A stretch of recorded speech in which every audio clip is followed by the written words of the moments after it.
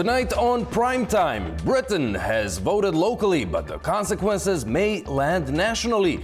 From town halls to mayoral races, the ballot boxes are offering the first real measure of voter patience, party discipline, and whether Westminster's old political map is shifting again. This is local politics with national consequences.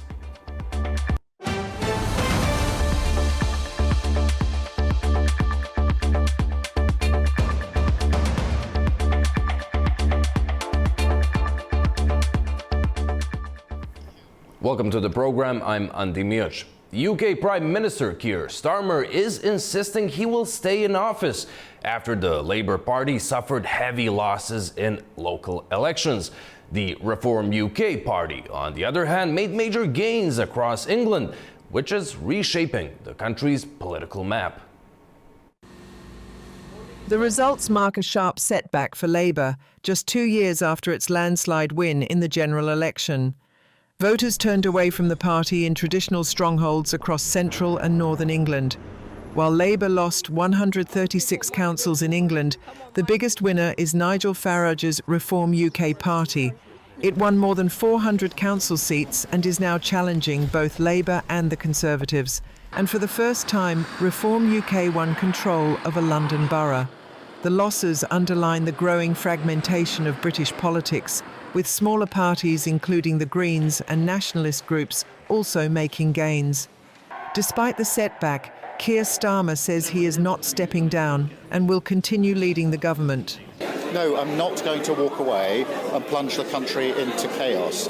We were elected to deal with these challenges, and that's what we will do. Labour figures acknowledge frustration among voters over the pace of change, but insist the government can still recover its position ahead of the next general election. Meanwhile, Reform UK leader Nigel Farage says the results signal a major shift in British politics. Good morning, everybody. I'm delighted to be here in the sunshine outside Havering Town Hall, which I can now say is under new management. And it's significant. It's our first win of a borough in London. And that in some ways goes against the trend, because the pattern that's emerging over the country is that Labour are being wiped out by Reform in many of their most traditional areas. And what you're going to see later on today is the Conservative Party being wiped out in their heartlands like Essex. The final results from Scotland and Wales are still being declared, but early counts suggest a turbulent night for Britain's major political parties. Well, Britain's local elections are being described as historic, not just because of the results, but because of what they may signal. Reform UK and the Greens are putting pressure on the traditional parties. Labour is facing serious questions in government, and Keir Starmer is now trying to hold the line. A News' Ollie Barrett has the details.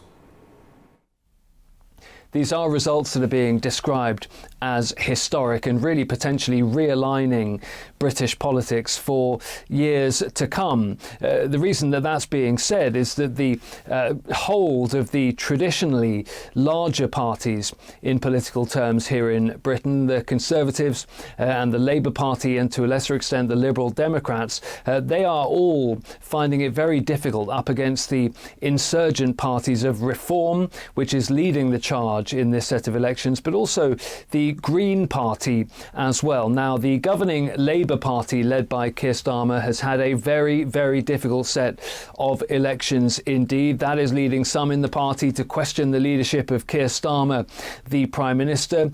We haven't yet seen the raft of senior figures that would put their heads above the parapet and potentially either trigger or indeed launch their own leadership challenge against him. And he says he's going to be fighting on, but certainly many in his party seem to echo the view of many in the electorate that Labour has not been able to deliver the kinds of change that they were promising when they got into power. And Keir Starmer's government has also had a series of controversies and missteps and U-turns and apologies from which the poll rating of Keir Starmer himself and the wider party have found it very difficult up to this point to recover from.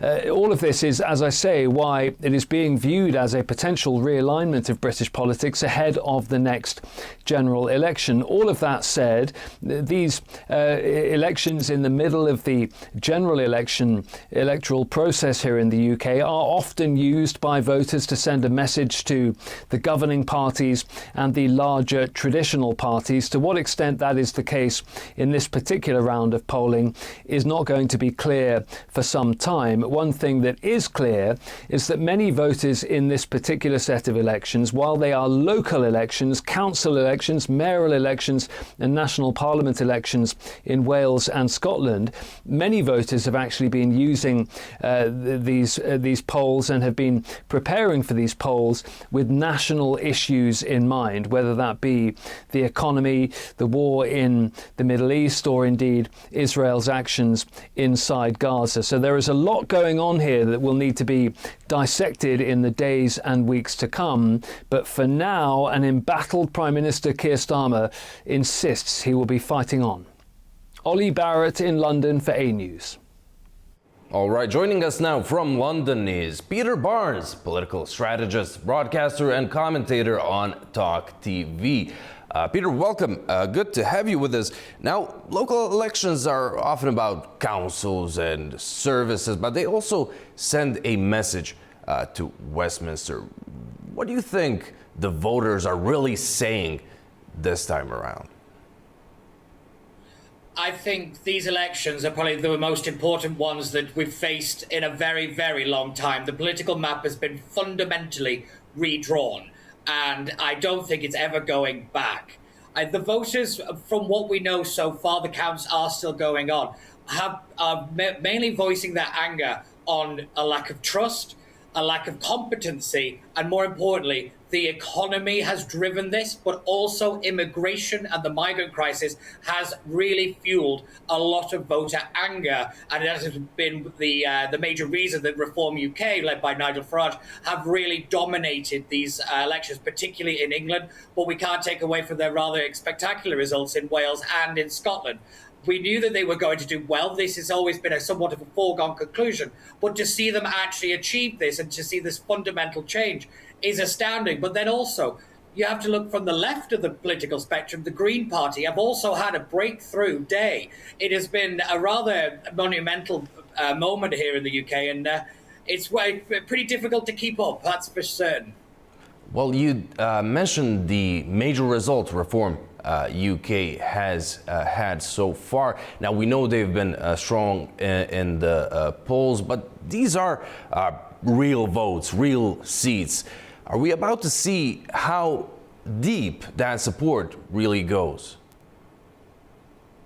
Yes, I think we are. It's important to know that, the whilst Reform have won a lot of seats, at the general election, the British public tend to vote very differently. We tend to, the national issues, once they have dominated this election, we tend to think more long-term, because obviously it's a 5-year stint for any parliament. So Reform really are now at this precipice moment where can they turn this protest energy into a governing force? We seem to be having some connection issues with Peter Barnes. We will be trying to get him back, but for now, let's go for a short break. Don't go away.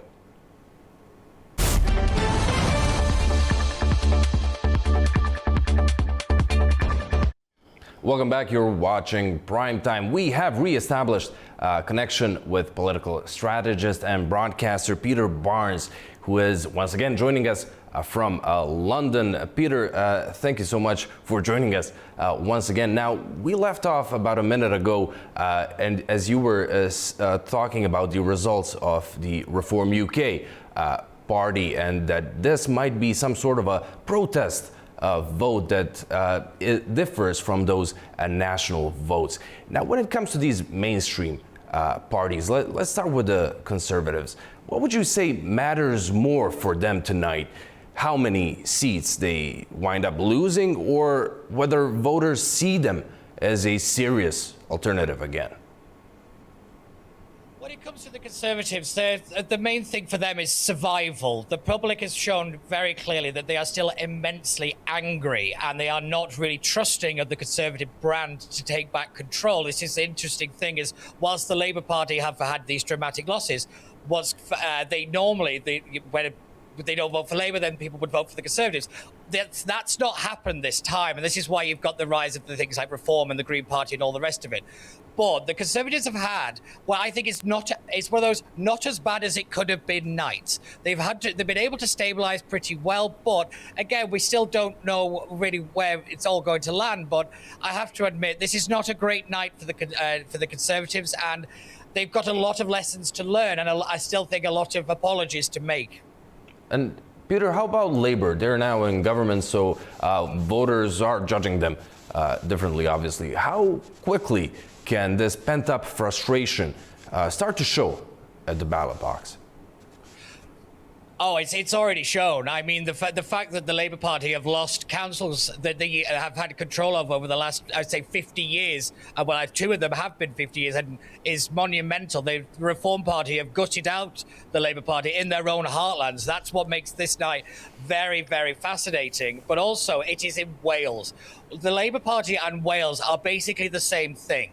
And now that Plaid Cymru, the Nationalist Party, have taken control and Reform UK have become the opposition, at least as far as that's what the predictions are, that this is just a monumental kind of moment for the Labour Party and a real wake-up call, I think, for the government to get its act together, get themselves sorted and actually be the grown-ups in the room that they promised at the last general election to be. Keir Starmer's political life hangs in the balance. We are waiting for a couple of cabinet secretaries to come forward and say he's got to go. And then that changes a lot of things. We've had a few of the backbenchers of the Labour Party have come out and said he's got to go. Councillors have all said that he's got to go. But we're waiting on what we call the big beast, the names, those who could likely take over to launch a leadership bid. And then who knows, we could be back yet again, trying to pick a prime minister. Well, Starmer has said he will not go. Now, stepping away from this party spin, what kind of a final result would you say would make Westminster stop and think something has really changed? Is it the Reform? Is it the Greens? Is it these nationalist parties? I think it's a mixture of everything more than anything. But I will say the fundamental loss of the Labour Party losing Wales. I think that one, if they don't wake up after that, they don't stand a chance. Because as I say, they are one in the same thing. They've been in control for over a century. They've run the Welsh Assembly, the Welsh Parliament there, since it was built. I mean, at that point, now that they've, not even second, but now third is what they predicted. I mean, that's staggering, absolutely staggering. But all of Westminster must wake up to this new reality, that if you are the incumbent, you are being punished. The one that's getting away with it to a degree is the SNP, that's the Scottish National Party. They've been able to cling on, but that's merely the reality that there's no actual opposition that anybody can decide on. The opposition split has actually kept the SNP in power. What's also fascinating, we've had the London elections here as well, and they've produced what is only can be described as a shattering of the political system. In other words, every party has won a little bit, it's lost a little bit, and honestly, we've still got to wait for those results to come as well. But it's going to be a real wake-up call, because I don't think we're going back to the old politics as normal.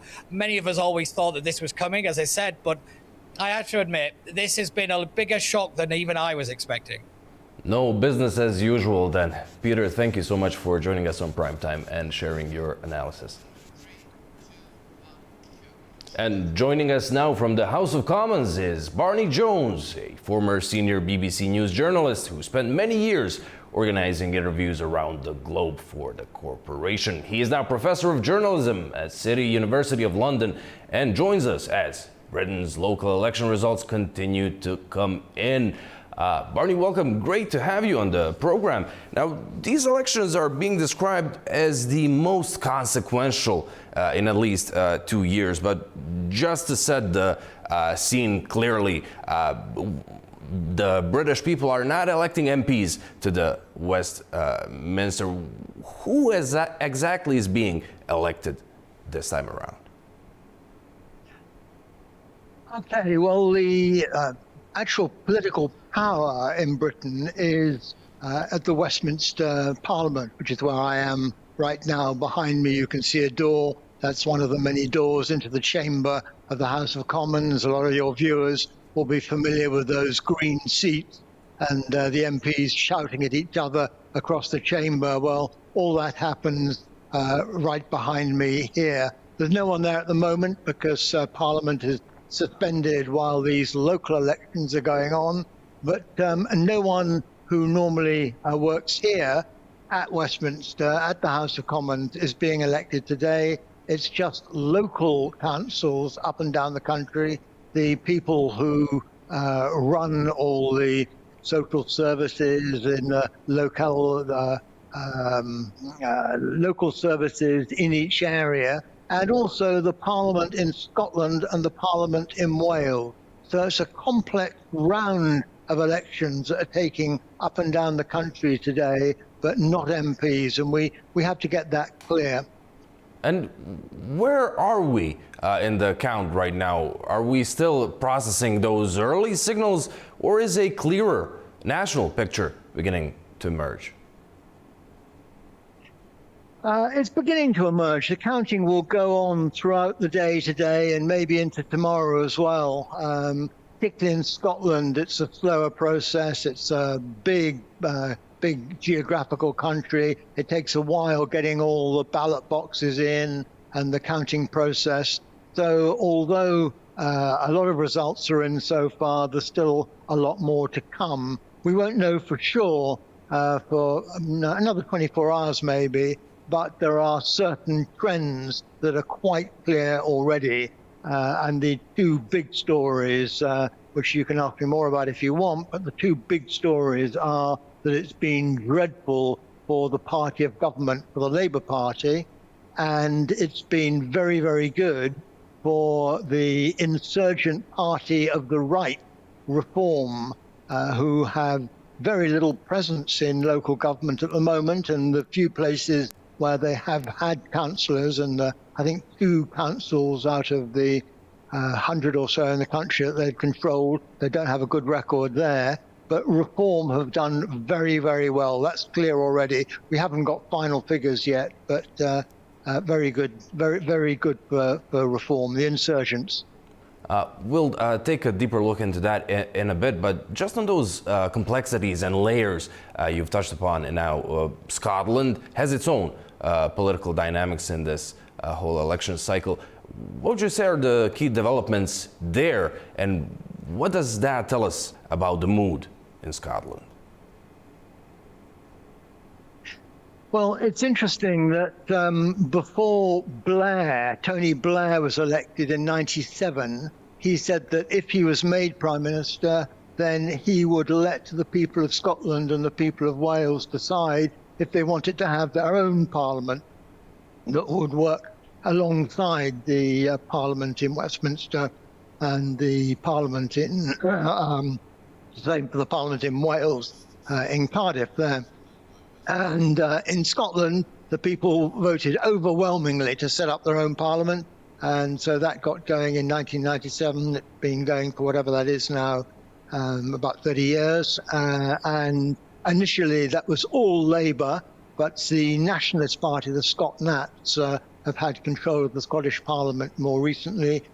In Wales, then Wales is a sort of Labour heartland. They were very, very uncertain about setting up a separate parliament. When it came to the vote, it was 49 and a bit to 50 and a bit, right on a knife edge as to whether to have a separate parliament. But it was just in favour. They set up that separate parliament, and Labour got an overwhelming victory in the first parliamentary elections for the Senedd, that's what they call it now.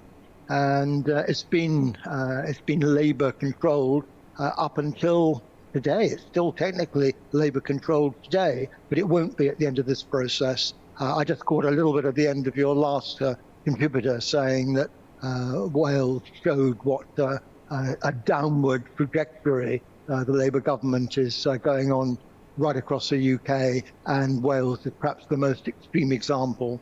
They lost just a few minutes ago. The leader of the group in Wales lost her seat, so she's out altogether.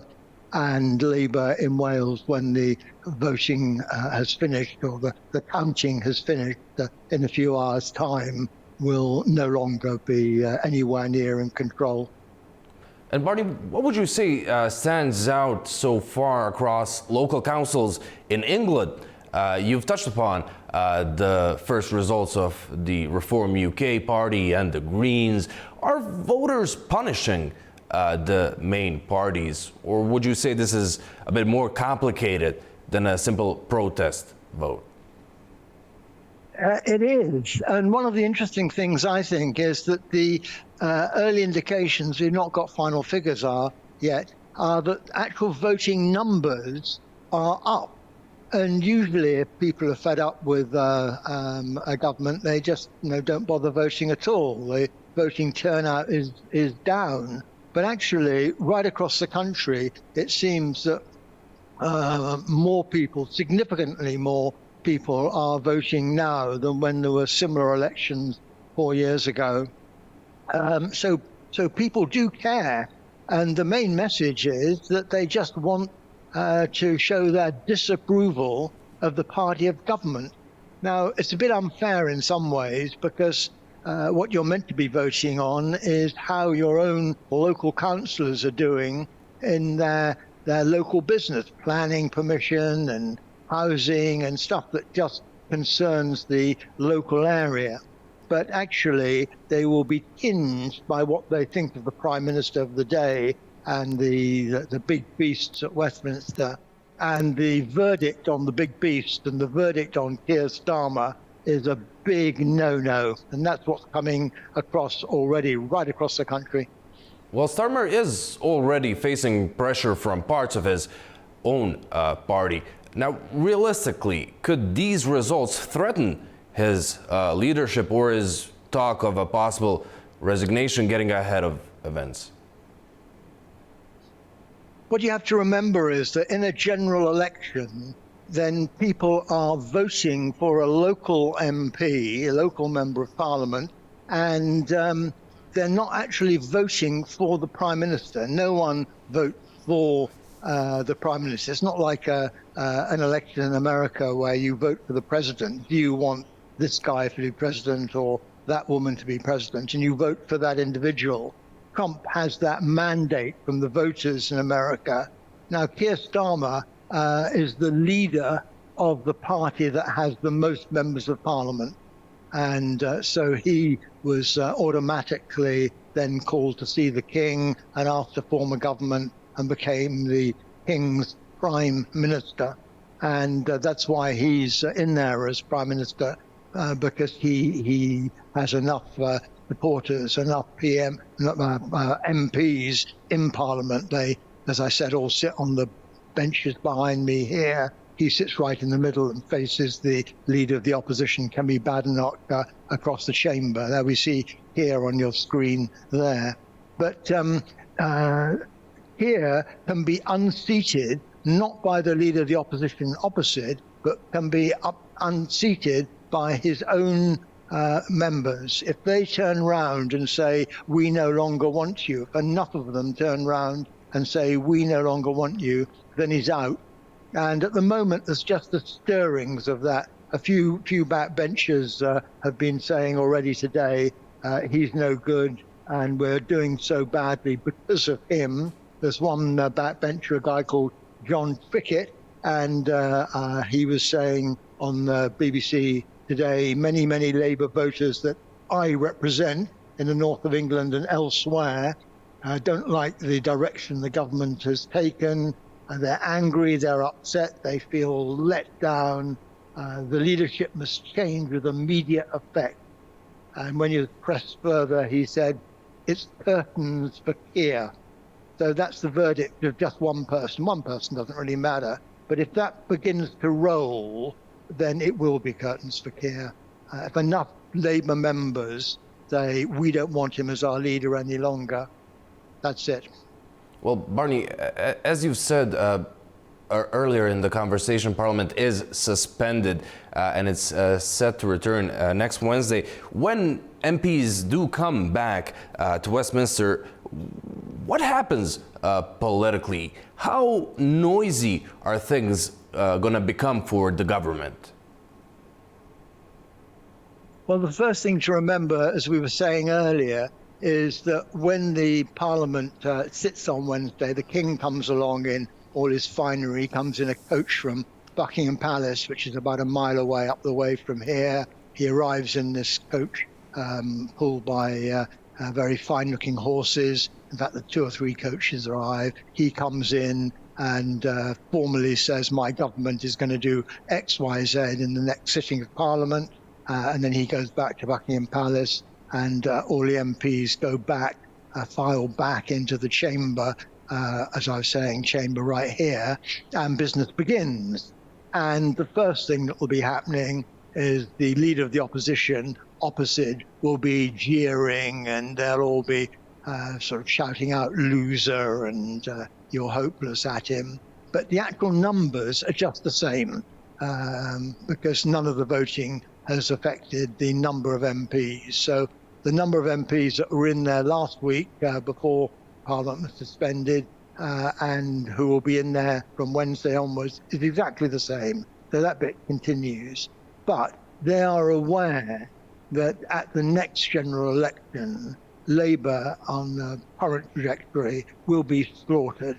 And lots of these MPs will be losing their own seats. They'll be out. So partly they'll be thinking of their own position, that if things carry on as they are, if there's no change, then they will be losing their seats. They won't get re-elected.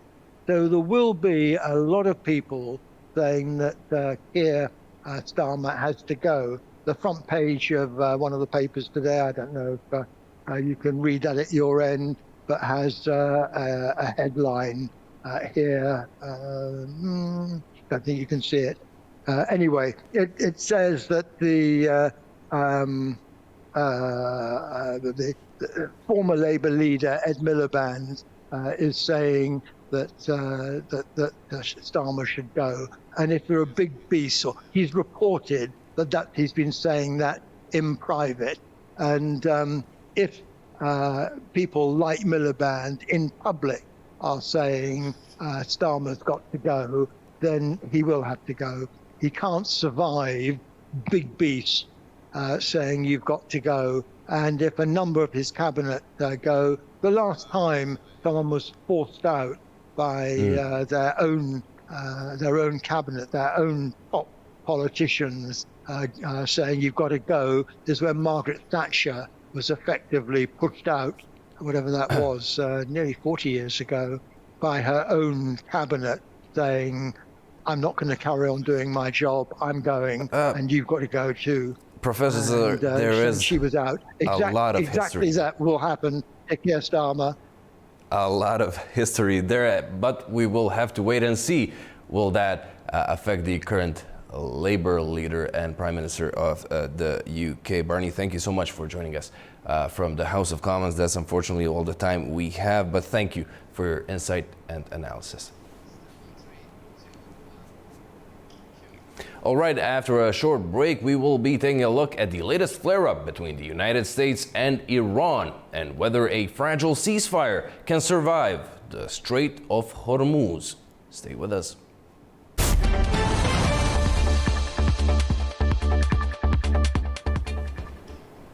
Welcome back to Primetime. Tensions between the United States and Iran have escalated after overnight exchanges in the Strait of Hormuz, raising doubts over a fragile ceasefire that Washington insists is still in place. Here's more. US President Donald Trump says a ceasefire between the United States and Iran remains in place after both sides exchanged fire late on Thursday night. After these strikes, is the ceasefire with Iran still on? Yeah, it is. They trifled with us today. We blew them away. They trifled. I call that a trifle. I'll let you know when there's no ceasefire. You won't have to know. If there's no ceasefire, you're not going to have to know. You're just going to have to look at one big glow coming out of Iran. And they better sign their agreement fast. How it's going, the talks are going very well, but they have to understand If it doesn't get signed, they're going to have a lot of pain. They're going to have a lot of pain. They want to sign it, I will tell you. They want to sign it a lot more than I do. Although it remains unclear who fired first, the United States said it carried out what it described as self-defense strikes after Iranian attacks targeted US Navy-guided missile destroyers in the Strait of Hormuz. Posting on Truth Social, Trump said the US had destroyed several Iranian small boats, adding that great damage had been done to the Iranian attackers. Iran initially reported explosions in the Strait of Hormuz, calling it a clash with what it described as the enemy. Separate reports also said blasts were heard in Tehran. A military official quoted by state television said Iranian forces fired missiles at what it called hostile units in the strait after an alleged US strike on an Iranian oil tanker, forcing the vessels to retreat. Minutes ago, some reports indicated that sounds of explosions were heard near Keshem Island. Following these reports, an informed military official said that after the aggressive US military targeted an Iranian oil tanker, hostile enemy units in the area of the Strait of Hormuz came under Iranian missile fire and, after sustaining damage, were forced to flee. US Central Command, or CENTCOM, called the Iranian attacks unprovoked, saying Iran launched missiles, drones and small boats at US Navy destroyers in the Strait of Hormuz, while adding it does not seek further escalation, but remains prepared to protect American forces in the region. The latest clash came just one day after Iran's foreign ministry said it was considering a US proposal aimed at ending the conflict. All that followed, Trump recently saying the conflict would end quickly. US outlet Axios reported the White House believes it is close to a 14-point agreement with Tehran that could lead to wider nuclear talks, while Iran said the latest US proposal is still under review and will be shared via Pakistani mediators. Well, Iran says it exchanged fire with the United States near the Strait of Hormuz, accusing Washington of violating the ceasefire. But even as Tehran warns of a, quote, crushing response, it says it is still reviewing a U.S. proposal aimed at ending the conflict. A-News' Turaj Shiralilu sent us this report. Iran's armed forces said they exchanged fire with the U.S. late on Thursday, accusing the U.S. Navy of violating the ceasefire near the Strait of Hormuz, which connects the Persian Gulf and the Sea of Oman. The spokesman for the Khatam al-Anbiya Central Headquarters, Colonel Ibrahim Zulfaqari, warned in a statement on Friday that Iran would give a crushing response to any aggression without the slightest hesitation. Following the exchange of fire between Iran and the U.S., the Revolutionary Guards Navy also said in a statement that it opened fire in response to what it described as ceasefire violations and aggression by the U.S. military near the Strait of Hormuz and forced enemy destroyers to retreat. In a related development, Foreign Minister Abbas Araghchi, in a letter to the UN Secretary General and the President of the Security Council, criticized the US and Bahrain for proposing a joint draft resolution at the Security Council regarding Iran's control over the Strait of Hormuz. Meanwhile, Foreign Ministry spokesman Ismail Baqai said on Thursday that Iran is considering a US counter-proposal aimed at ending the war in response to Iran's plan. He made the remarks during a visit to the religious city of Qom to meet senior clerics, adding that Iran has not yet responded to the US proposal received through mediator Pakistan because its review process is still ongoing. Amid reports of an imminent announcement regarding a peace process arrangement between Iran and the US, Foreign Minister Araghchi also held a phone call with the Pakistani Deputy Prime Minister and Foreign Minister Mohammad Ishaq-Dar. According to local media, citing a Foreign Ministry statement, the two sides reviewed the latest regional developments and trends and emphasized the importance of continuing dialogue and diplomacy.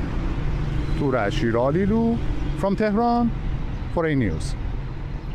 All right, joining us now from Washington, D.C. is Eugene Chosovsky, Senior Director at the New Lines Institute. Eugene, welcome. Great to have you on the program. Now, Trump says the ceasefire with Iran is still holding, but after another exchange of fire in Hormuz, how close are we to this unraveling? Right. Well, I think what we're seeing, especially over this past week, is basically a combination of progress, or at least, some notable developments towards some kind of agreement between the U.S. and Iran, but also the continuation or the sporadic, resumption of some level of military activity. So I don't think we're close to a broader unraveling of the ceasefire. I think President Trump made similar comments to that effect earlier. But of course, it's not fully in effect either, as we're seeing those incidents continue to some degree, every few days or so. Washington said it acted in self-defense. Tehran said something very different. Now, when both sides are selling opposite versions of the same incident, how dangerous does that become? Well, I think this is to be expected, obviously, in a conflict environment, and particularly one that has a very active diplomatic component as well. Both sides, both the U.S. and Iran, will try to frame, in their own narratives, the version of events. Obviously, there is always the risk of miscalculation and such events spilling over into a broader resumption of conflict. But it does seem that, especially over the last week or so, there's a stronger momentum towards the diplomatic side of things. And so really we can think of this perhaps as negotiations on the battlefield in a sense, right? So they are demonstrating strength in different ways. The U.S. wants to, solidify its position. That Iran is trying to obviously, maintain its own, leverage. And so we see these periodic security flare-ups, but ultimately with the ultimate aim of influencing those negotiations. Well, the U.S. president is saying that talks are going well, but the military pressure is still very much visible. Is Washington negotiating from a position of strength here, or does it perhaps risk a cycle where every new incident, clash, makes a deal harder to sell in Tehran?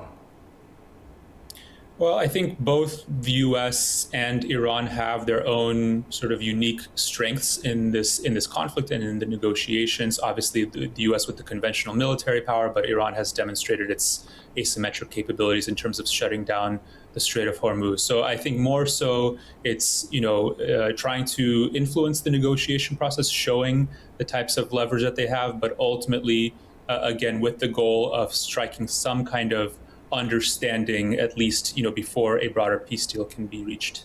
Now, when it comes to that broader region, if Saudi Arabia and Kuwait are trying to keep some distance from any direct U.S. strike on Iran, what does that tell us about Washington's regional muscle? Are U.S.'s allies now putting clear limits on how far they will follow?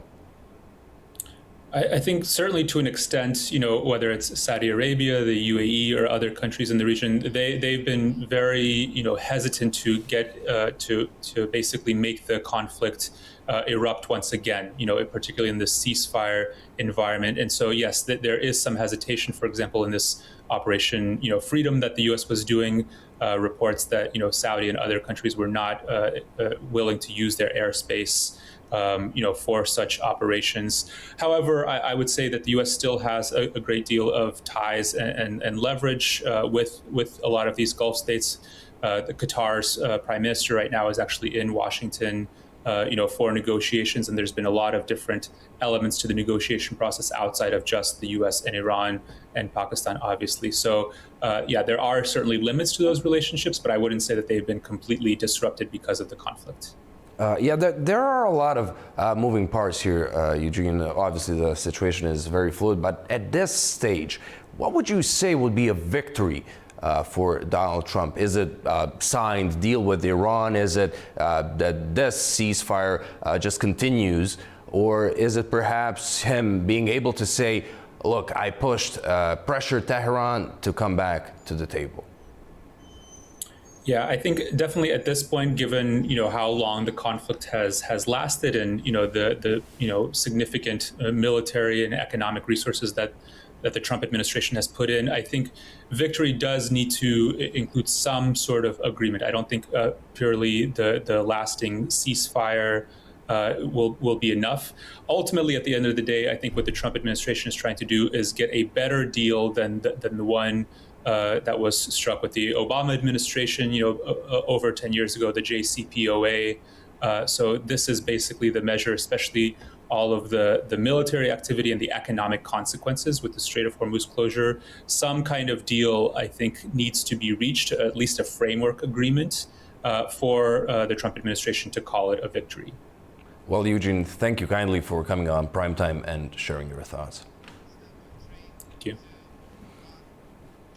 Now, after the break, we'll take a look at the disputed Victory Day ceasefire and why Moscow and Kyiv are still accusing each other of escalation.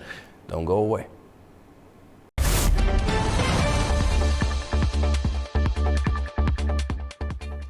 Welcome back. You're watching Primetime. A Victory Day ceasefire is now another battlefield in the war of words between Moscow and Kyiv.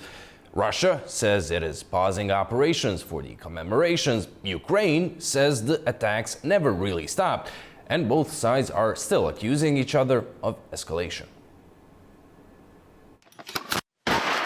Russia and Ukraine are trading accusations over a temporary ceasefire announced around Moscow's Victory Day commemorations. Russia's defense ministry said on Thursday that it will halt military operations from midnight on the 8th of May until the 10th of May to mark the anniversary of the Soviet victory over Nazi Germany in World War II. The move follows a ceasefire proposed by Ukraine starting on the 6th of May.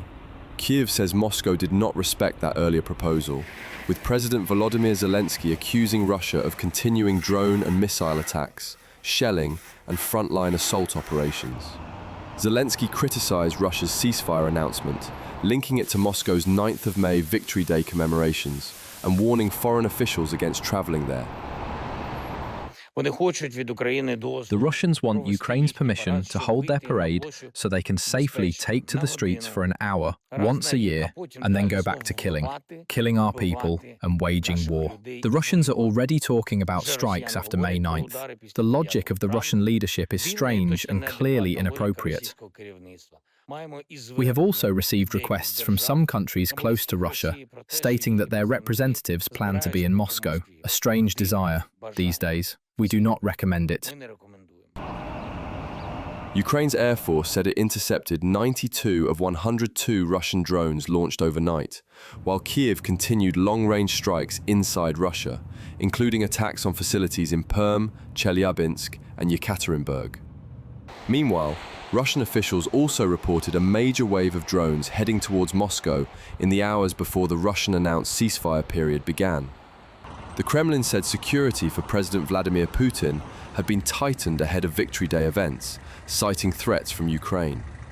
For now, the ceasefire timeline remains disputed, with both sides accusing the other of escalating the conflict rather than stepping back.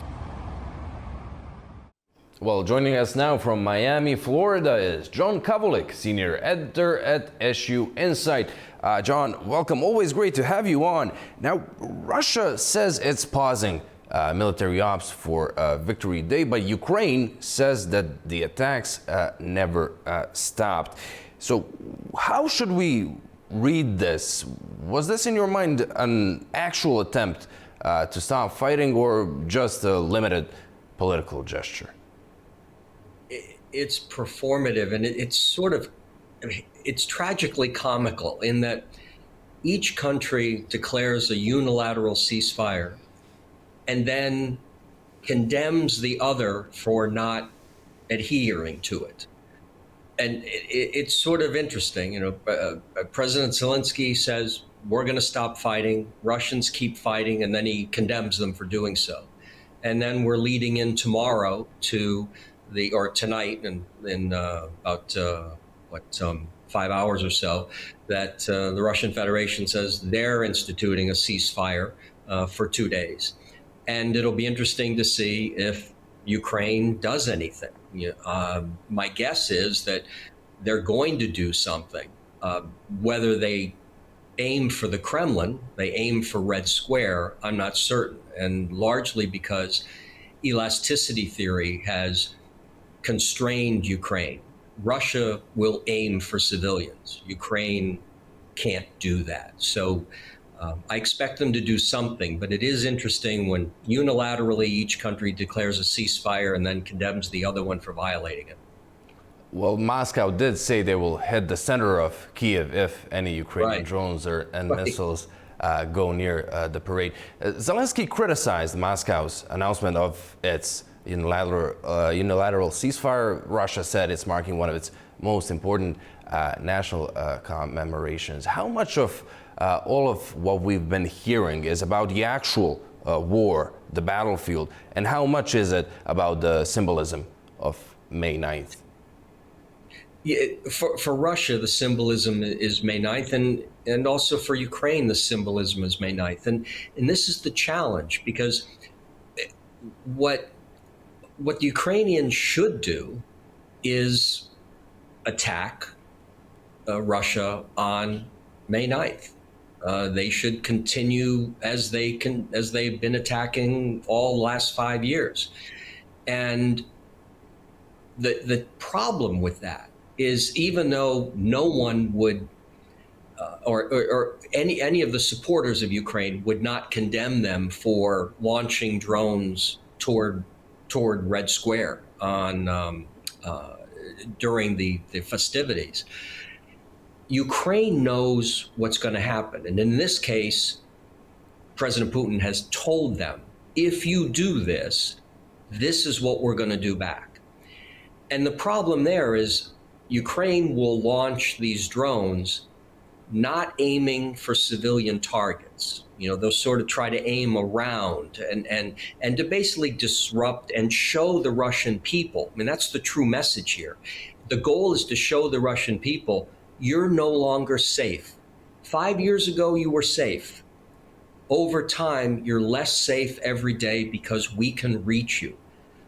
But the problem there for Ukraine is they're not targeting civilians. So the Russian people aren't really being impacted in a way other than nervousness and inconvenience. But in Russia's case, Russia aims for civilians along with military targets. So when Russia says we're going to aim at Kiev and we're going to aim at the center of Kiev, and if we hit embassies, if we hit consulates, if we hit schools, if we hit metro stations, they're sort of okay with that. And there is a history where Russia has attacked Kiev before, and drones have struck and have damaged embassies and damaged consulates. No diplomats have yet been killed. So there's sort of asymmetrical component to it, but it's very real, and that's why this is a moment for Ukraine. If Ukraine backs down, that's a victory for Russia. And if Ukraine steps up, there's going to be a consequence for Ukraine. Now, John, obviously we have Ukrainian reports of Russian drone attacks and Russian reports and concerns of drones heading towards Moscow. Does that show that both sides are still trying to shape the picture before this unilateral ceasefire window closes? Yeah, Ukraine wants to show Russia and also show the countries supporting Ukraine, your support for us is not misguided. 5 years ago, we couldn't, the US was preventing us from hitting into Russian territory. They would only let us hit into our occupied territory. And over the last 5 years, that's progressed. And now Ukrainians are hitting 1,000 kilometers, 15,000 kilometers from Ukrainian territory into the Russian Federation and knocking out a good part of Russian infrastructure, and particularly energy related. So it's causing some damage. And from an optics standpoint, that's really important because it's the message to people, to countries, governments, taxpayers supporting Ukraine.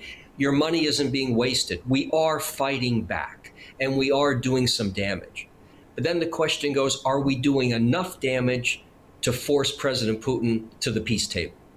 And from the Russian perspective, what Ukraine is doing is unnerving. It's embarrassing to the Russian Federation. It's embarrassing to President Putin.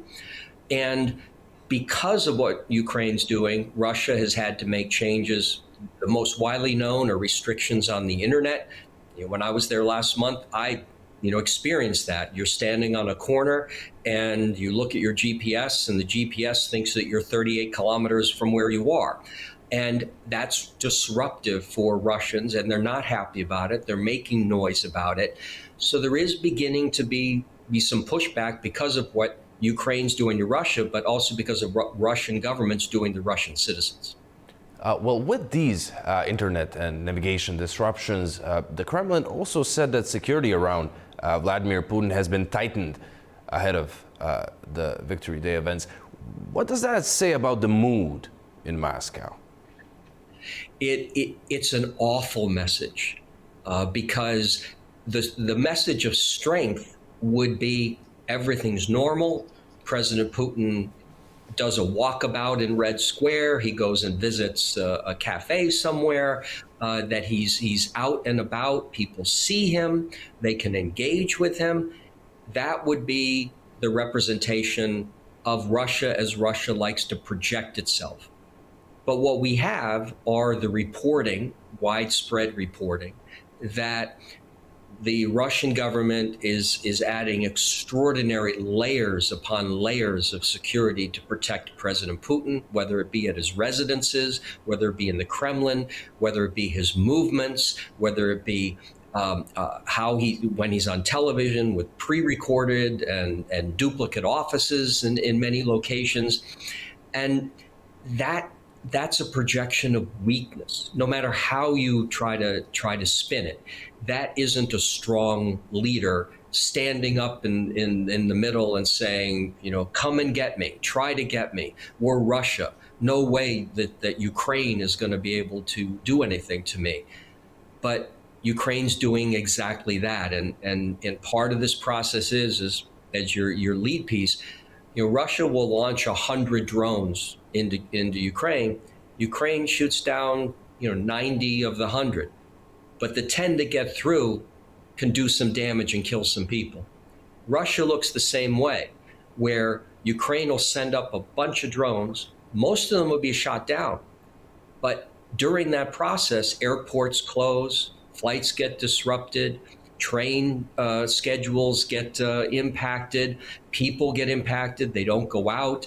And so it has a real visual effect, but these reports just make Russia look weak, but more importantly, make President Putin look weak. And that's something that he generally doesn't like.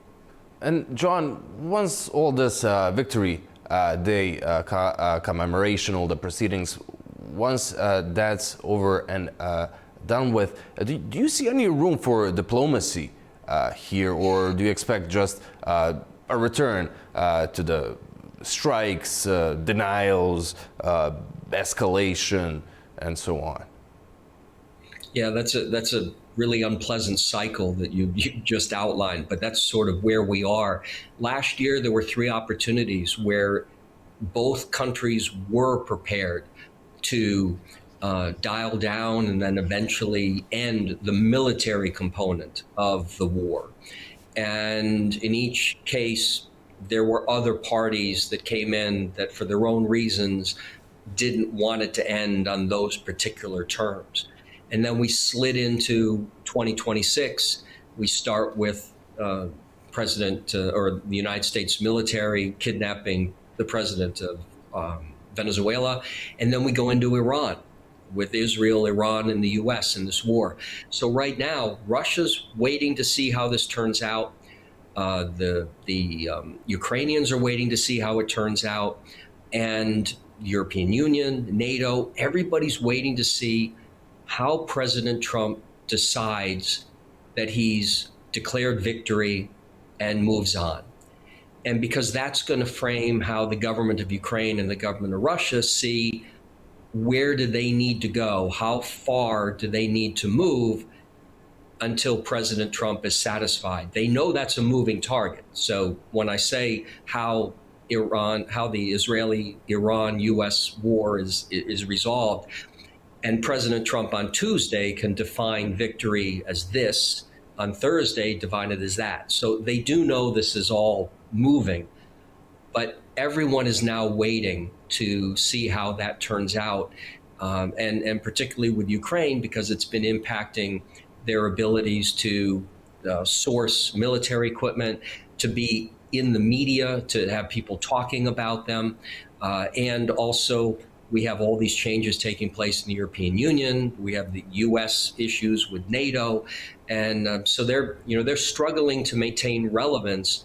But in terms of actually both countries, Moscow and Kiev, sitting down and truly trying to move away from where they are now to somewhere less confrontational, I think we all need to wait to see what happens with Iran.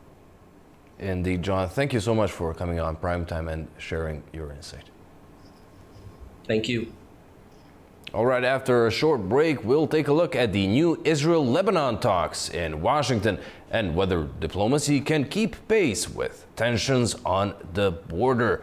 Do stay with us.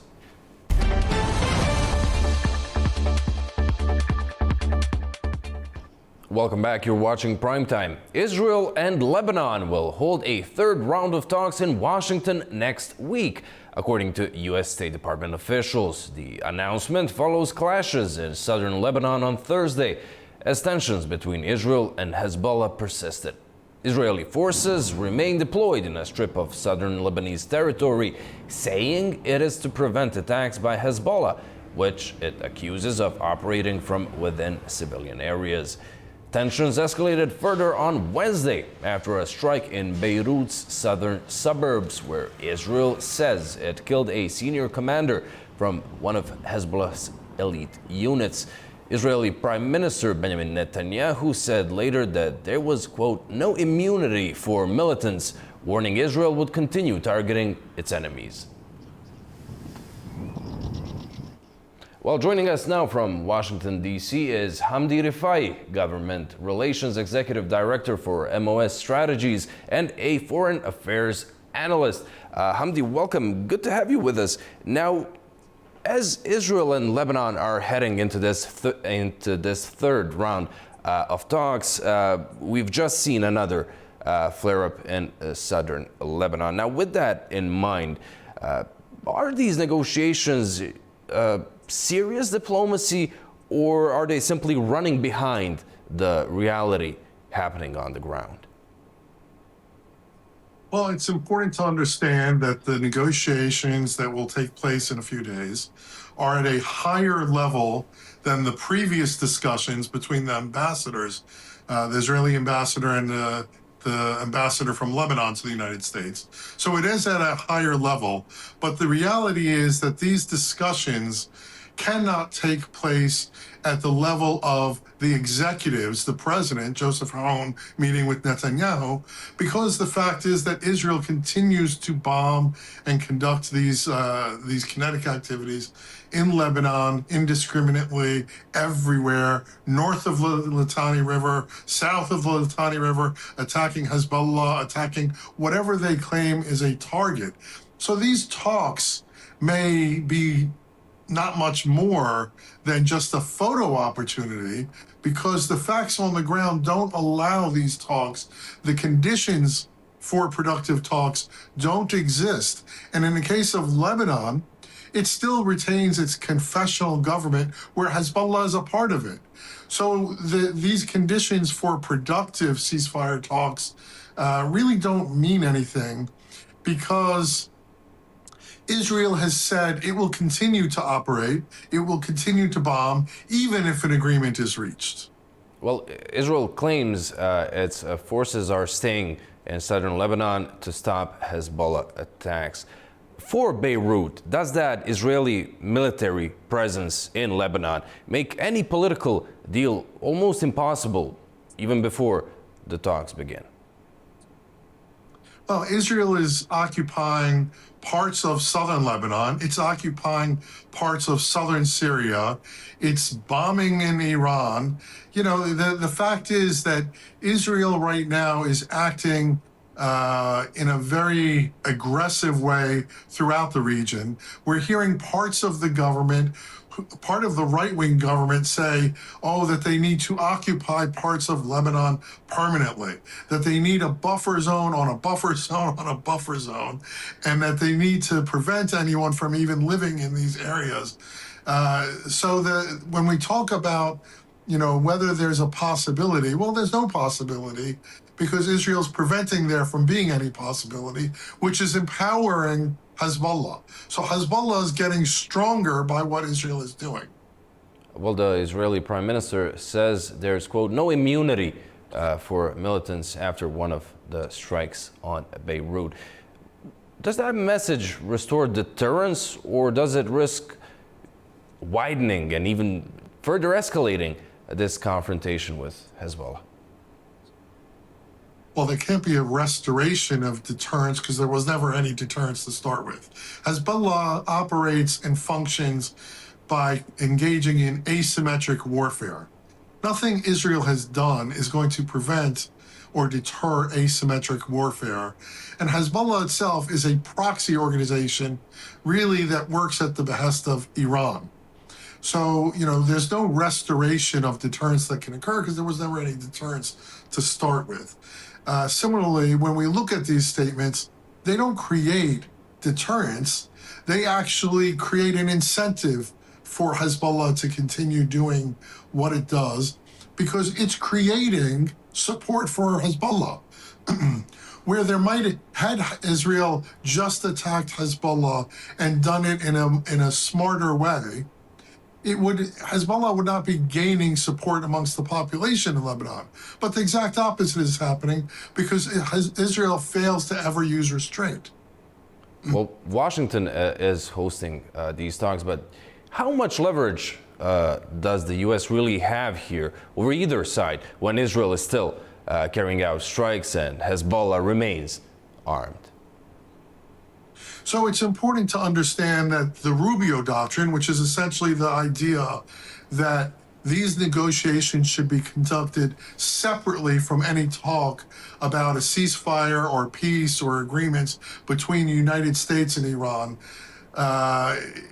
it doesn't have much chance here because Iran continues to talk about Hezbollah and Hezbollah continues to be controlled in part by Iran. However, what you have in Lebanon is a confessional government, a government that's divided by sect. So the presidency is controlled by Christians, the prime minister is a Sunni, and the parliament is controlled by Hezbollah, by Shiites. So, you know, that confessional government will prevent any kind of deal here. However, America retains leverage over the Lebanese government because the LAF, the Lebanese armed forces, are funded by the United States. So the United States can increase funding and make sure that it controls whatever territory it can beyond Hezbollah, or it can pull back that funding. So it has both a carrot and a stick in that sense. And the fact is that only the United States can act in any kind of diplomatic way in Lebanon to guarantee agreements. The United Nations and other bodies are disregarded by Israel.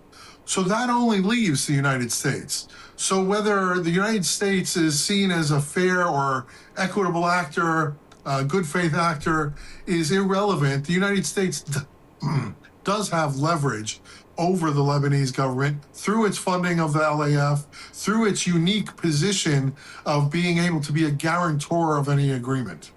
And Hamdi, finally, what does a realistic breakthrough look like here from these talks? Would it be an Israeli withdrawal? Would it be disarming of Hezbollah, or maybe just another temporary pause in fighting? I think the best we can hope for is a temporary pause in fighting, because as I stated earlier, the conditions for a real ceasefire or agreement or peace don't exist. The parties are so far apart at this point, with the Lebanese government, not controlling fully the government because of that confessional system. The incentive for Hezbollah to continue attacking northern Israel because it's gaining support, and then Israel making these statements and acting in southern Lebanon to make it impossible for the Lebanese government to trust any kind of negotiation where Israel might say it would withdraw. The conditions just don't exist right now.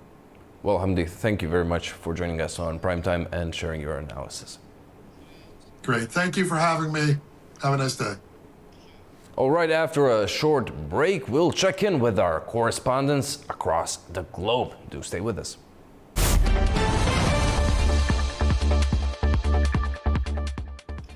Welcome back. You're watching Primetime. Health authorities across Europe are racing to trace passengers linked to a rare hantavirus outbreak aboard a Dutch-operated cruise ship. Anita Sharma has more on that from the Netherlands. Welcome to This Day in Europe. In a race to trace cruise passengers exposed to a rare and potentially deadly hantavirus outbreak. It's linked to the Dutch-operated MV Hondius, now at the center of a major international contact tracing operation after dozens of passengers left the ship before authorities realized the virus may have been spreading on board. A Dutch couple and a German national have died, while at least 5 cases have been confirmed and several more remain under investigation. Argentinian officials believe the Dutch couple likely contracted the virus while traveling through southern Argentina before their cruise started April 1st. Investigators there are now trapping rodents and testing possible transmission sites. KLM Airlines says the Dutch woman was taken off an April 25th flight in Johannesburg after her condition rapidly worsened. She died before returning to the Netherlands. The Dutch Municipal Health Service now says 5 people on the flight had intensive contact with her. Of the 3 who subsequently developed symptoms, including a KLM flight attendant, 2 results were negative. The concern centers on the Andes strain of hantavirus, one of the very few forms known to spread between humans through close contact. Officials are taking no chances after passengers from at least 12 countries disembarked during a stop on St. Helena in the South Atlantic before the outbreak was confirmed. Cases or monitoring efforts have already been reported in countries including here in the Netherlands, Germany, Switzerland, and Denmark. Spain says passengers arriving in Tenerife will face strict health measures, including quarantine protocols. The WHO says the broader public risk remains low and stresses that human-to-human transmission only occurs after close contact. But officials remain concerned since severe cases can carry a mortality rate of up to 50%, while the incubation period can last up to 45 days, meaning additional infections could still emerge in the weeks ahead. For A News, I'm Anita Sharma in Arnhem, Netherlands. Turkey is denying reports that it blocked French President Emmanuel Macron from crossing into the country by land from Armenia. The claim has emerged at a sensitive time for the South Caucasus amid mounting calls to reopen regional borders. Adam Morrow has the details. Turkey's foreign ministry has denied reports that Ankara refused to allow French President Emmanuel Macron to enter the country through the Armenian border after his visit to Yerevan this week. A ministry source described the claims as inaccurate and warned against turning the Turkey-Armenia normalization process into what the source called a tool for domestic politics. The controversy follows online reports claiming that Macron had wanted to make a symbolic land crossing from Armenia into Turkey through the long-closed border. Ankara's message was blunt. When the border opens, Turkey will decide who crosses and who does not. The episode comes after Macron used his visit to Yerevan to call for the opening of all regional borders, including those between Turkey, Armenia, and Azerbaijan. The French leader said that open borders can unlock the region's economic potential and promote peace in the South Caucasus region. Paris, however, has not publicly commented on the alleged border crossing incident. For Turkey and Armenia, the issue is historically sensitive. Turkey recognized Armenia after its independence from the Soviet Union, but the two countries never established diplomatic relations. In 1993, Ankara closed its land border with Armenia during the First Karabakh War.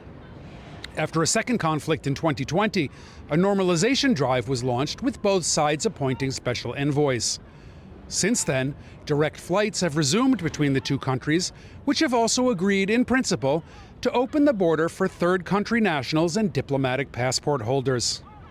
But the border remains politically charged as it relates not only to Turkey-Armenia relations, but also to a parallel peace process between Azerbaijan and Armenia. This is Adam Morrow for A News in Istanbul, Turkey. Georgia is reaching out to Washington with a message: let's start over.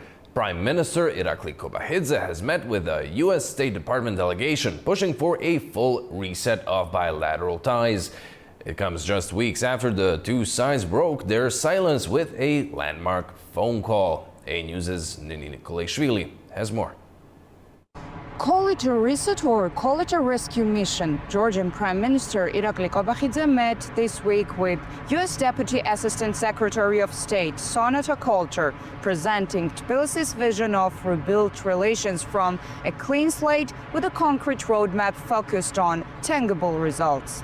At the center of discussion sat a topic that increasingly defines Georgia's strategic value: the Middle Corridor, the East-West trade and connectivity route linking Central Asia to Europe through Georgian territory, and one Washington eyes with growing interest as global supply chains are being redrawn. The road here was rough when Prime Minister Irakli Kobakidze suspended EU accession talks in late 2024. Washington cut the strategic partnership entirely, citing violations of core democratic commitments. The silence only broke in late March when the two sides spoke by phone at Secretary of State level, the highest contact in years, unlocking what is now a visible and accelerating diplomatic sequence. Then came a moment that carried its own weight. Days before this week's meeting, Georgia's Prosecutor General announced the arrest of 5 active and former security officers for violence against protesters and journalist Guram Rogava during the 2024 demonstrations. Notably, this was the first time since those turbulent protests that any law enforcement officer faced criminal accountability for violence against demonstrators or press. Opposition figures called the timing a gesture of goodwill ahead of Washington's arrival. But perhaps the sharpest observation is this: Georgian Dream has spent months in open confrontation with Brussels, branding EU demands as blackmail and interference. But toward Washington, the register is entirely different: warm, ideologically aligned, and eager. Tbilisi has consistently presented itself as a natural partner for the U.S. President Donald Trump's administration, sovereign, pragmatic, and connectivity-driven. Two Western partners, but rather two different tones, and Georgia betting everything on which relationship it can still save. Nini Nikolashvili, Tbilisi, A News. Saha 2026 in Istanbul showcased Turkey's expanding defense industry with billions in export agreements signed during the exhibition. The event's biggest spotlight fell on Yildirim Han, Turkey's first intercontinental ballistic missile, unveiled to the public. Nuray Mustafa has more on that in Istanbul. Saha 2026 continues at the Istanbul Expo Center as one of the largest defense, aviation and space industry platforms in Turkey and Europe. Haluk Bayraktar stated that the exhibition has already achieved a historic outcome for Turkey's defense industry. According to him, during the first 3 days of Saha 2026, companies signed export agreements worth approximately $8 billion. A wide range of domestically produced technical equipment and defense systems has been showcased throughout the exhibition. We do not only see products developed for the defense industry here. We also see technologies and products used in all transportation systems and satellites. In this sense, a very serious ecosystem has been formed in Turkey, and that is truly valuable. In the next phase, another key capability of aviation regulations will be military simulations and simulators. We know there are certain needs in that field as well. We have been holding discussions on this issue for a long time. Here, we are planning a framework that will also involve joint production from time to time by utilizing the workforce in Azerbaijan. Both our engineers and our Azerbaijani engineer brothers will work together and produce together. Among the products on display, the greatest attention has been drawn to Turkey's first intercontinental ballistic missile, Yıldırım Han. Developed by the Research and Development Center of the Turkish Ministry of National Defense, Yıldırım Han has a range of 6,000 kilometers. This corresponds to approximately 50% of the Earth's circumference. The missile can reportedly reach speeds of up to Mach 25, which is the 25 times the speed of sound, or nearly 8 kilometers per second. According to experts, these technical capabilities make Yıldırım Han the most advanced long-range strike system Turkey has developed to date and are being regarded as the beginning of the new phase in the country's defense industry. We are looking forward, and we are looking for the possibility and opportunity to work together with our allies as well. And you know that our president signed the agreements around the defense industry and military co-production with the Gulf countries as well. So I think that for us right now open the new window of opportunities, and that's why we are here. Saha 2026 will conclude today following the final scheduled events. The exhibition will open its doors to the public on 8 May. Nuray Mustafa, Avaz Hacıyev for A News, Istanbul, Turkey. Caspian Agro Week has wrapped up in Baku, but the final day was still about business, visibility, and new partnerships. From disease-resistant greenhouse seeds to food packaging and bubble tea products, exhibitors say Azerbaijan's agriculture and food market is drawing serious international interest. Abuhat Jafarova filed this earlier. The final day of Caspian Agro Week brought together visitors, companies and experts from different countries. Over the past few days, the exhibition became a place for new discussions, connections and ideas in the agricultural sector. Operating since 2019 under the Gozel seed brand and the Made in Azerbaijan label, the company specializes in breeding greenhouse seed varieties with strong resistance to diseases and high productivity. With testing and sales operations in several countries, it has already participated twice at Caspian Agro, where its stand was among the most visited last year. Representatives say this year's edition was also highly effective. Our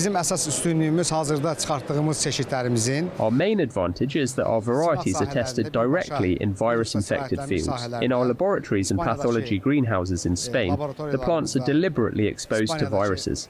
After selection, we monitor the performance of our varieties in infected areas in Azerbaijan and other countries. We have already introduced our varieties in many countries, including Azerbaijan. A company from China showcasing bubble tea products at Caspian Agro says its second visit to Baku has helped open new business opportunities and strengthen ties with local partners. Hello everyone, I'm Helen. I come from China, and this is the second time to the Baku Expo. How to say, I very like here. People so friendly and the environment is very nice. I hope everybody like the bubble tea. Also, how to say, we hope everybody can drink the bubble tea. The first time we get some information about this market, and this time we have touched with some big companies, and we think we need some time. And in the future, we can with the local company have the more and more cooperation. Another stand at the exhibition showcases international packaging solutions and food industry equipment designed to meet diverse manufacturing needs. Representatives say they have been part of Interfood since its first edition 31 years ago, previously participating under a different company brand within a small holding group. At our stand, we are representing two neighboring countries, Kazakhstan and Russia. Russia is represented by a factory producing food packaging in various formats according to manufacturers' requirements. Kazakhstan is represented by a manufacturer of packaging equipment. The equipment displayed here is only a small modification from their much larger production line. Their products are excellent and fully competitive with global manufacturers of food packaging equipment. I realize there is huge interest at this exhibition, and we are very pleased with the response. From May 5th to 8th, Baku Expo Center hosted Caspian Agro Week, Interfood Azerbaijan, and Horeca Caspian, major regional exhibitions bringing together key players from agriculture, food industry, and hospitality as an international industry platform. Afghanistan's health system remains under pressure, especially far from major cities. Now, officials in Kabul say talks with UNICEF are focused on expanding basic care, improving vaccination support, and reaching communities where medical access is still limited. Tamim Bahis has the details. The Ministry of Public Health says the meeting took place here in Kabul between Public Health Minister Nur Jalal Jalali and UNICEF's representative for Afghanistan, Dr. Tajuddin Uyewali, along with his delegation. According to the ministry, the discussions focused on ways to improve healthcare delivery, especially in remote parts of Afghanistan where access to medical services remains limited. Both sides talked about expanding health facilities in underserved areas, supporting vaccination campaigns, and carrying out joint monitoring of health services. Minister Jalali said strengthening Afghanistan's healthcare system remains a key priority for Afghanistan. He said efforts are underway to provide more equitable and effective health services across the country. He also stressed the importance of continuing support from international partners, saying long-term cooperation is needed to develop the health sector further. UNICEF representative Dr. Uyewali briefed the minister on the organization's current work in Afghanistan. He reaffirmed UNICEF's commitment to continuing technical and operational support in key areas, including maternal and child health care, vaccination, nutrition, and emergency medical services. The meeting highlights ongoing cooperation between the Afghan health authorities and UNICEF at a time when many communities, particularly in rural areas, continue to face challenges in accessing basic health care. Tamim Bahis in Kabul, A News. A new overland trade corridor connecting China to Afghanistan through Central Asia is now operational. The route runs through Kazakhstan, Uzbekistan, and Turkmenistan and is expected to speed up cargo deliveries as global shipping routes continue to face disruptions. Fariza Kalimurzina reports from Almaty. Cargo from China to Afghanistan is now moving along a new multimodal corridor through Central Asia, reducing delivery times from 55 days to around 30. The route begins in China with containers transported by rail through Kazakhstan via the Altenkoil station before continuing across Uzbekistan to a logistics center in Bukhara. There, the cargo is transferred onto tracks and moved through Turkmenistan to the Afghan city of Herat. Together, the rail and road networks form a single overland supply corridor across the region. The launch comes as global shipping faces growing pressure. Until now, most cargo bound for Afghanistan traveled by sea through Iran's Bandar Abbas port before continuing overland into the country.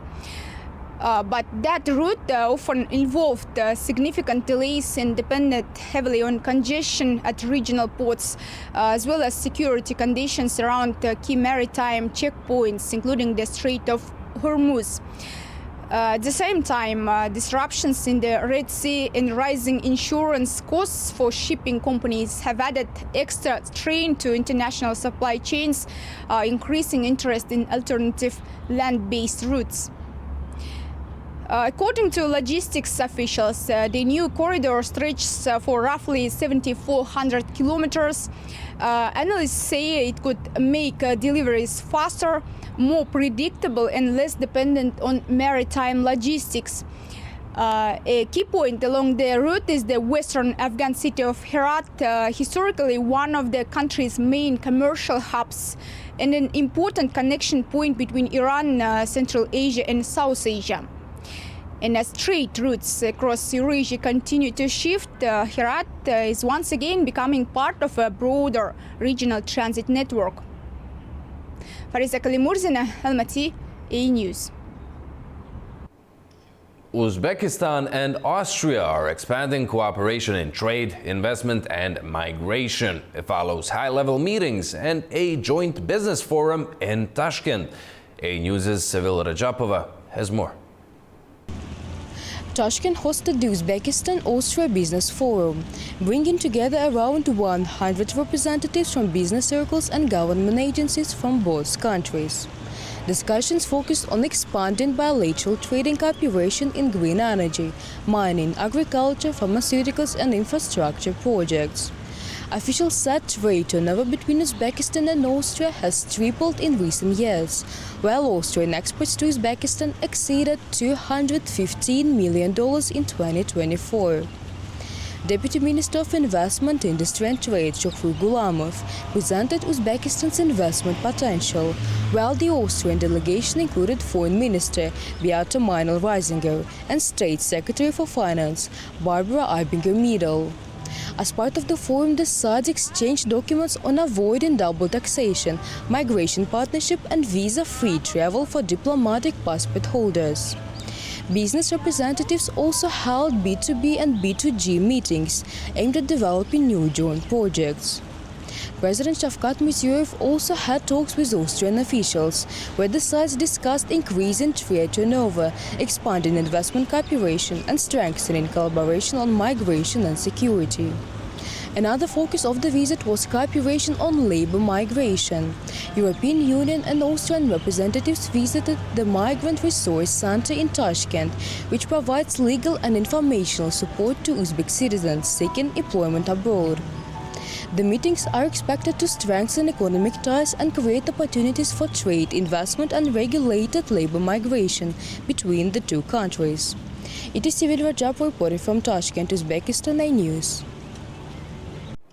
China and Uzbekistan have pledged to deepen cooperation across trade, energy and infrastructure as Beijing pushes ahead with Belt and Road projects in Central Asia. A News' Mahnur Makhdoom has the details.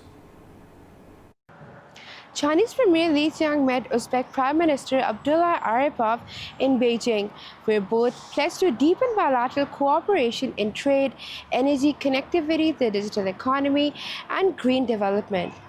Li stressed the importance of advancing high-quality Belt and Road cooperation, including the China-Kyrgyzstan-Uzbekistan Railway project, while also calling for closer coordination within multilateral platforms such as the Shanghai Cooperation Organization and the China Central Asia Mechanism.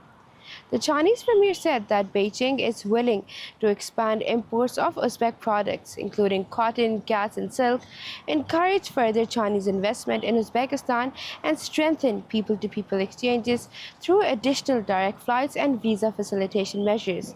Additionally, Aripov reaffirmed Uzbekistan's support for the One China principle and described China as a long-term strategic partner, while expressing support for deeper cooperation under the Belt and Road Initiative. The meeting took place during Aripov's May visit to Beijing, where he also co-chaired the 8th session of the China-Uzbekistan Intergovernmental Cooperation Committee with Chinese Vice Premier Liu Guozhang.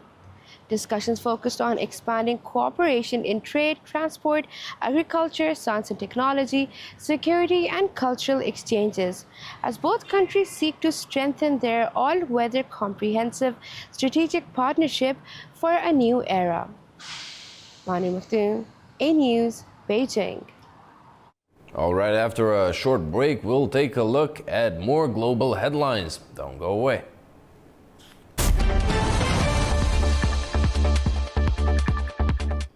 Welcome back. You're watching Primetime. For decades, France expanded its influence through colonial and imperial policies across Africa and beyond. Now, as Paris deepens ties with Armenia and openly challenges Russia's role in the region, critics warn the South Caucasus could be turning into a new arena of geopolitical and neo-imperial competition between outside powers.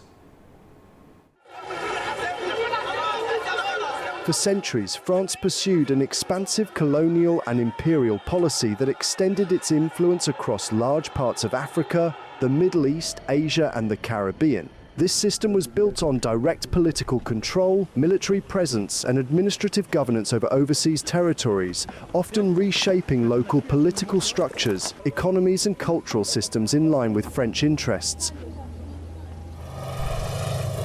France retained a network of political, economic, and strategic ties with many former colonies. This continued influence is often described by analysts through terms such as post-colonial influence or France-Afrique, reflecting enduring French involvement in security, trade, and diplomacy across several regions.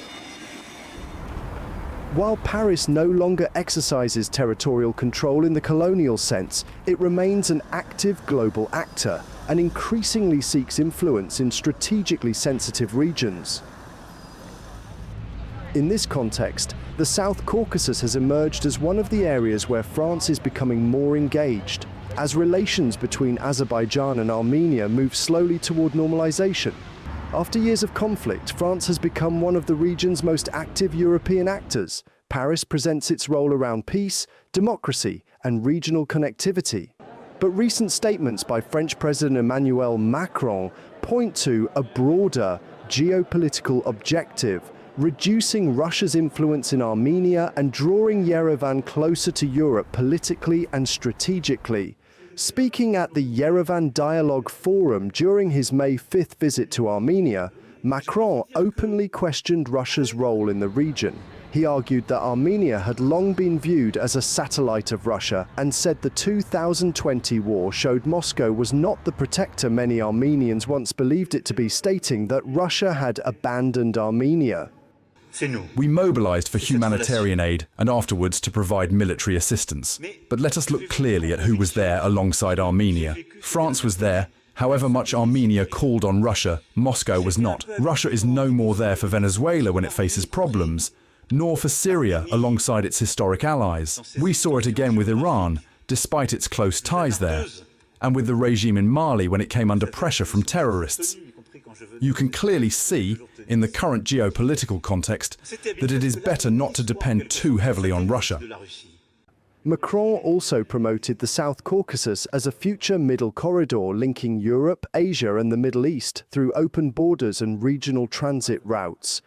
He welcomed communication links between Armenia and Azerbaijan and called for the opening of borders between Armenia, Azerbaijan, and Turkey.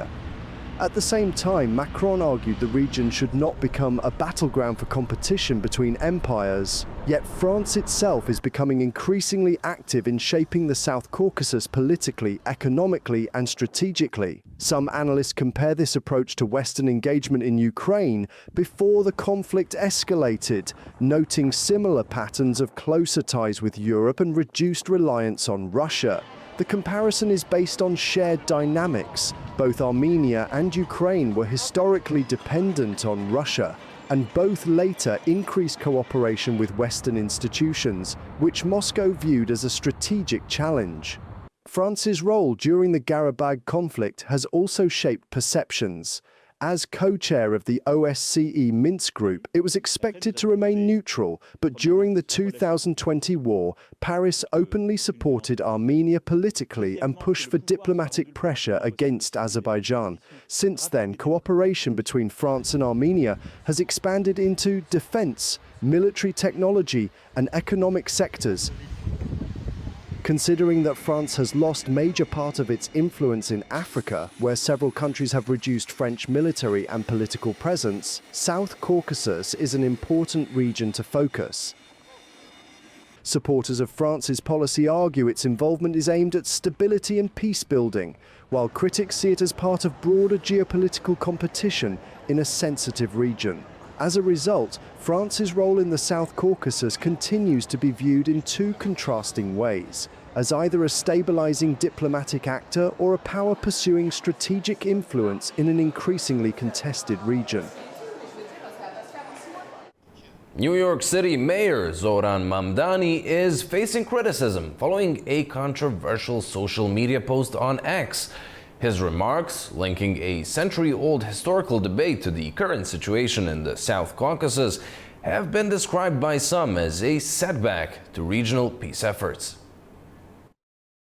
In a post on the platform X, New York Mayor Zoran Kwame Mamdani issued a strongly worded statement marking what he called the 111th anniversary of the so-called Armenian genocide. However, it was his comments on modern-day events that sparked immediate backlash. Diplomatic observers were quick to challenge these assertions, pointing to the legal and humanitarian realities on the ground. Azerbaijan has officially integrated the region under its constitutional framework, repeatedly inviting ethnic Armenian residents to stay as equal citizens.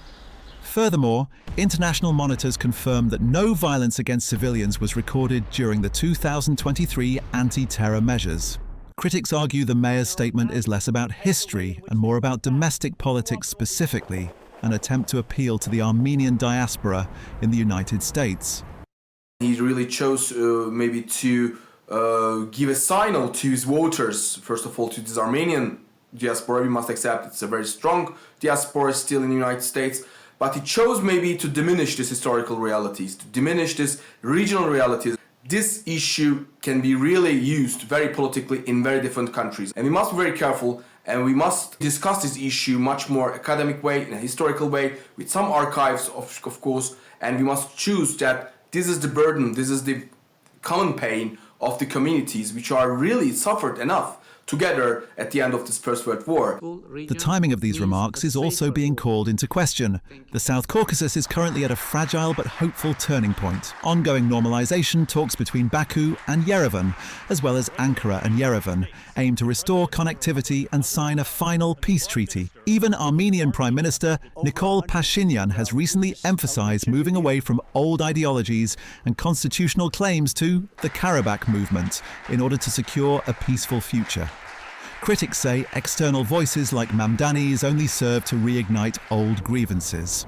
The Azerbaijani community has also highlighted a lack of balance, pointing to the Khojaly genocide and the displacement of 1 million Azerbaijanis in the 1990s events that have yet to receive similar recognition from the mayor's office. In pursuit of clarity and balance, A News reached out to Mayor Mamdani's office with a formal letter. We asked whether such one-sided rhetoric risks undermining the US-backed peace process, and if he would consider acknowledging all victims of the region's conflicts, including those in Khojaly. Despite our request for a response by May 4th, the mayor's office has chosen to leave our inquiry unanswered. Well, that's our show. Thank you so much for watching. Join us again on Monday. And from all of us here at A News, have a really nice evening.